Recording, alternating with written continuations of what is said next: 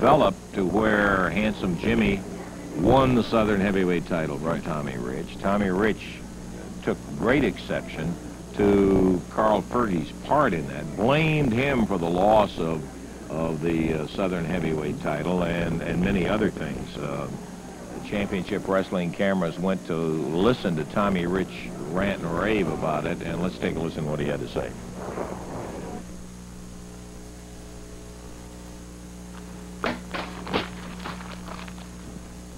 Carl Fergie, you redneck country bumpkin, you know you want to be a superstar. You tried it down there with Jimmy Valiant last week. You know, you've never made big money. And I'm sitting here adding up and subtracting how much money I've lost by what you've done, you know, last week. You cost me my title, Fergie. Whiteville, Tennessee, you want to be a superstar. You know, you talk about country come to town. But when you come from Whiteville, Tennessee, brother, and come to Memphis, Louisville, Evansville, it don't matter what town. That is country come to town, brother. And Fergie, you're not no superstar. You've never made big money. You know what it is to lose a title match. You know, and the sad, sick thing about it is, you know, I asked Jimmy Hart, I said, Jimmy, give me the chain. I got the chain, and then I stuck it in my tights. I reconsidered. I said, no, that's not the right way, man. You can whip Jimmy Valiant without a chain. So I stuck it back in my tights. Now, who wanders around the ring and grabs a chain but Carl Fergie, the little country bumpkin redneck?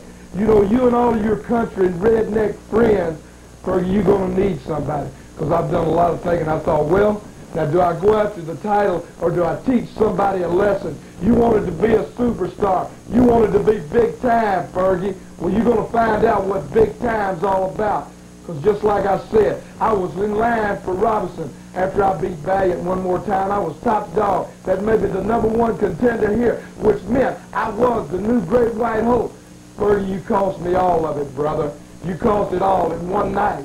You wanted to be big time. Well, I told the promoter, if he wants to be big time and wants to fight or wrestle, and Fergie, I'm telling you something, just like I said, I've been doing a little figuring right here on my pad, how much you cost me. You know, and I said Muhammad Ali predicted the round, brother. Well, I'm going to predict the round because I'm going to lay you down and I'm going to wear and I'm going to tear your head all to pieces, Fergie. My ladies, they went crazy when I come home and told them that Carl Fergie, they laughed at me, Fergie. They laughed.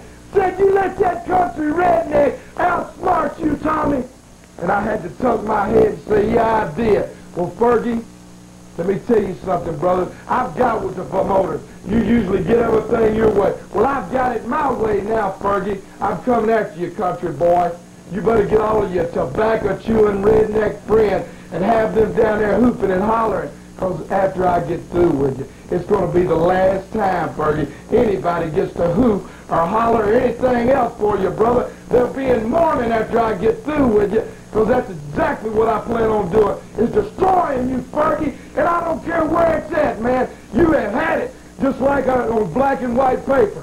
I said you cost me a lot. And when I get you in that ring, country boy, you're going to find out exactly how much you did cost me. Well, there's Tommy Rich, and I think the intention was certainly not what Rich said about being a superstar or what. Carl was doing what he was there for. But anyhow, Rich took major exception to it, and those were his comments regarding Carl Fergie. We're going to